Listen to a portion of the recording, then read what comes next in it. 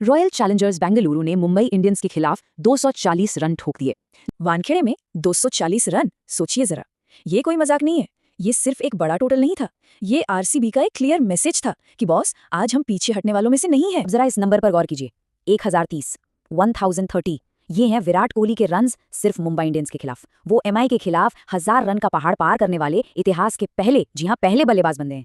सोचिए इस राइवलरी में उनका दबदबा किस लेवल का है। और कहानी यही खत्म नहीं हुई, रिकॉर्ड्स का सिलसिला जारी रहा। इसी मैच में कोहली ने टी20 क्रिकेट में अपनी 47वीं सेंचुरी पार्टनरशिप पूरी की और इस मामले में उन्होंने क्रिस गेल जैसे दिग्गज को भी पीछे छोड़ दिया। ये होती है कंसिस्टेंसी। लेकिन एक तरफ जहां रिकॉर्ड्स की झड़ी लगी थी, वहीं मैदान पर एक और ड्रामा चल रहा था, चोट का ड्रामा। और इसने खेल के दो सबसे बड़े सितारों को अपनी गिरफ्त में ले लिया। ये एक ऐसा नजारा था जो बहुत कम देखने को मिलता है, और सच कहूं तो थोड़ा चिंताजनक भी। एक तरफ विराट कोहली अपनी टखनी की वजह से फील्डिंग करने नहीं उतर पाए, और दूसरी तरफ मुंबई के कप्तान रोहित शर्मा हैमस्ट्रिंग की वजह से रिटायर हर्ट होकर पवेलियन लौटने पर मजबूर हो गए। सोचिए एक ही मैच में खेल के दो इतने बड़े आइकॉन चोट से जूझ रहे थे। मैच के बाद जब रजत पाटीदार से पूछा गया तो उन्होंने कोहली की चोट पर थोड़ी राहत की सांस दी, लेकिन उनका असली जोर इस बात पर था कि ये एक टीम एफर्ट था, और ये बात बहुत बड़ी है। कोहली जैसे लेजेंड के मैदान से बाहर होने के बावजूद टीम ने जिस तरह से एक होकर खेला, असल में इस जीत की कहानी वही है। अब आते हैं मैच के उस पल पर, उस एक ओवर पर जिसने खेल का पासा ही तलट दिया। ये गेंदबाज का लिया हुआ एक दिलेर फैसला था, एक आक्रामक दाव था जिसने मुंबई के चेज की गाड़ी को पटरी से ही उतार दिया। ये सोच थी सुयश शर्मा की। उनका दिमाग एकदम क्लियर था, रन बचाने की नहीं सोचनी, विकेट निकालने हैं। क्योंकि वो जानते थे कि 240 के लक्ष्य का पीछा करते हुए सामने वाली टीम आपको मारेगी ही, तो सबसे अच्छा डिफेंस है अटैक। ये कैलकुलेटेड रिस्क था, और ये रिस्क क्या खूब काम आया। अपने पहले ही ओवर में सुयश ने पहले सेट हो चुके रायन रिकेल्टन को पवेलियन का रास्ता दिखाया, और फिर कुछ ही गेंदों बाद तिलक वर्मा को भी आउट कर दिया। एक ही ओवर में दो बड़े छक्के। मुंबई की तो जैसे कमर ही टूट गई, और सारा का सारा मोमेंटम आरसीबी की झोली में आ गिरा।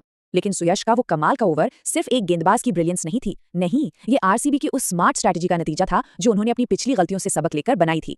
इसको समझने के लिए पहले जल्दी से इम्पैक्ट प्लेयर रूल को समझ लेते हैं।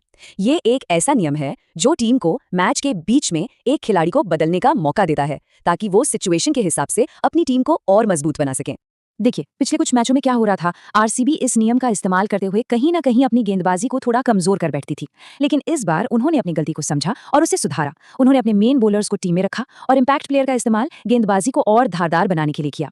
बस इस एक छोटे से स्ट्रेटेजिक बदलाव ने पूरी टीम का बैलेंस ही बदल दिया। तो इस जबरदस्त बैटिंग, स्मार्ट स्ट्रैटेजी और कमाल के जज्बे का फाइनल रिजल्ट क्या निकला, आइए देखते हैं। और नतीजा आपके सामने है। एक हाई स्कोरिंग, सांसें रोक देने वाले मुकाबले में आरसीबी ने 18 रनों से जीत दर्ज की। लेकिन जैसा हमने शुरू में कहा था, ये सिर्फ एक जीत नहीं थी, ये एक स्टेटमेंट था। और इस जीत का सीधा फायदा मिला पॉइंट्स टेबल पर। आरसीबी इस शानदार जीत के साथ सीधा तीसरे नंबर पर आ गई है। टूर्नामेंट में अब उनकी पोजीशन काफी मजबूत हो गई है। तो आखिर इस जीत का असली मतलब क्या है? इसका मतलब ये है कि अब आरसीबी को सिर्फ उनकी विस्फोटक बैटिंग के लिए नहीं जाना जाएगा। ये एक ऐसी टीम है जो अपनी गलतियों से सीख रही है, और जो आपको सिर्फ रनों के पहाड़ से नहीं, बल्कि अपने दिमाग से, अपनी स्ट्रैटेजी से भी हरा सकती है।